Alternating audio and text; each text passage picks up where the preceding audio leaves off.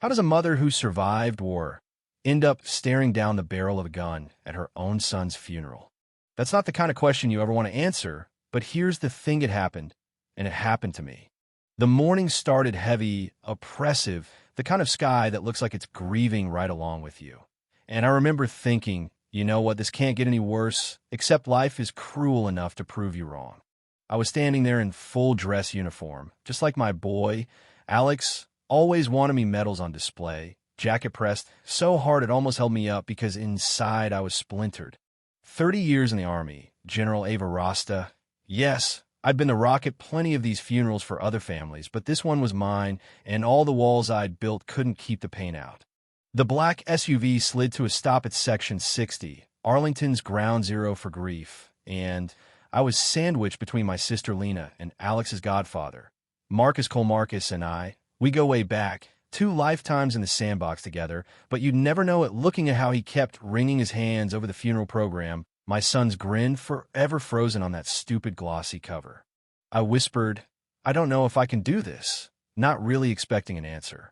Marcus just said, "You've done harder," and maybe he was right, but that didn't make it fair. I step out, my heels clicking across the pavement, soldiers snapping to salute. I was the first woman to reach 3 stars in my division, but all that power, all that history, meant absolutely nothing on a day like this because I was just a mom following a flag-draped casket to a hole in the ground. Then here's where it turns, right? This local cop, badge glinting even in the clouds, pacing near his patrol car, and he's got those mirrored sunglasses, so you can't tell if he's looking at you or through you. He's not part of the honor guard, just traffic detail, and the energy rolling off him was all wrong. He calls out, sharp as a slap, "Ma'am, I need to see some ID." I blinked, thinking he was joking. "I'm talking to you," he says, hand dropping to his gun, and the world started closing in. "I'm General Ava Rasta," I said, voice steady. "I'm here for my son's funeral." That should have been enough. Instead, he barks, "Stop right there," and pulls his weapon just like that. You could hear the gasp, like the air being punched out of everyone at once. My hands went up, training, instinct, whatever you want to call it, but inside I was screaming, because after everything I'd survived overseas, I never imagined I'd face a drawn gun here at Arlington at my boy's funeral for an American cop. I said as calmly as I could, "I am unarmed. This is my dress uniform. You're making a terrible mistake." He didn't care. Gun still leveled at my chest. He barked, "Drop to the ground now." 30 years of discipline, and I almost broke right then. Marcus tried to step in, hands open. "Sir, that's General Rasta. You need to put that weapon down," but the cop his name just swung the gun between us. Lena was sobbing. A soldier in the honor guard tensed up, but his commander locked him down with a Luke No one wanted blood on that sacred ground. I told "I'm going to reach into my coat and show you my military ID." He snarled, "You reach, I shoot." Around us, mourners started pulling their kids away, whispers slicing the silence.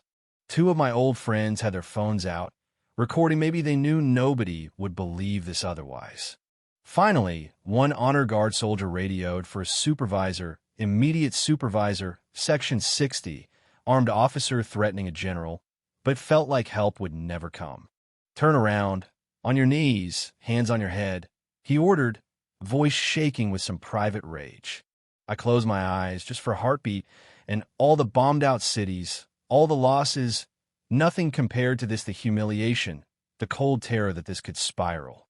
But I did it, went to my knees, not because I was scared for myself, but because I didn't want anyone else getting hurt, not on Alex's day. An old vet in a wheelchair hollered, "What in God's name is wrong with you?" "That's General Rasta." Caleb's didn't flinch. The tension was suffocating, and Thena twist, like the universe finally blinking. Another cop sprinted over, Lieutenant Maria Flores. She'd been directing traffic, but she saw the commotion and ran straight in, yelling, "Holster your weapon now." He didn't, so she slapped the gun from his grip, wrestled him down, and just like that, it was over. At least the immediate threat was. They cuffed dragged him off, but I was still kneeling, hands shaking, heart a wild drumbeat. Marcus hovered at my side, face pale, Lena holding my arm. Sergeant Ramirez, one of my old command, whispered, "Ma'am, it's over, we've got you." I tried to stand, my legs made of stone. Around us, the crowd mourners, soldiers, families was shattered, the funeral destroyed. Someone was already live streaming, a young soldier's voice raw. You could be a general, a mother, and they still see a threat. By the time they usher me into a tent for privacy, the videos were everywhere: Twitter, Facebook, you name it. The image of a grieving general, hands in the air, gun in her face at her own son's funeral. How do you come back from that? Police, reporters, top brass swarmed in, but the only thing the police department said was some soulless statement. We are aware of an incident. No apology. No mention of a mother, a funeral, or a gun. That night, the country exploded. Veterans, Gold Star families, even senators weighed in. This isn't an incident. It's a national disgrace. Outside the police station, silent protests started, uniforms holding signs. She served. He drew a gun. I was hiding at Lena's house, barely eating, Marcus hovering, making sure I didn't fall apart, but support poured in banners on the fence, letters, calls from families who'd lost children in uniform. I'm sorry the uniform didn't protect you. For days later, I spoke to a private room full of military family, yes, no press, but someone recorded it anyway. I didn't cry when they told me Alex was gone, I said, but I cried when that officer pointed a gun at me.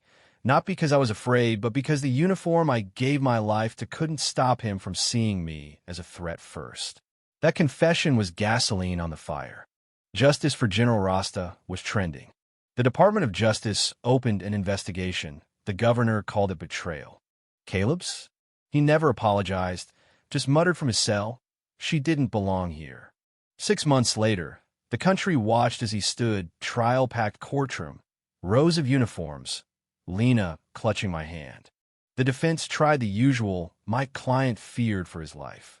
But the video told the truth. Flores testified. He wouldn't listen. I had to stop him from shooting a grieving mother. Marcus said, I've faced enemy fire, but never felt more helpless. The bombshell: Caleb's had 9 prior complaints for excessive force, including one nearly identical, another black officer in uniform, gun drawn for no reason. When I took the stand, I told them, I didn't come here for revenge. I came for accountability. I don't want another mother to kneel in fear at her own child's grave. When the verdict came guilty on all counts, the judge sentenced Caleb's to life, no parole. The room was silent, the weight of it pressing on all of us. Outside, the press swarmed. Do you feel justice was served? I looked up at the gray clouds, the same ones from that awful day, and said, if a 3-star general in uniform can be seen as a threat at her own son's funeral, what does that mean for every other citizen without rank or medals to protect them? This isn't just my story. It's a mirror. Maybe it's time we really looked. Yeah, that happened. But I'll tell you this, the Army teaches you to keep moving, so I did. Quiet Monday morning, before the gates opened, I took a chair and one sunflower, Alex's favorite, sat beside his grave and just let the wind and the memories wash over me. And now, I'm asking you if you saw what I saw, if you felt what we felt. Do you think justice is really done? Or is there more to fix in how we see, how we judge, and how we protect each other in this country? Let's hear your thoughts.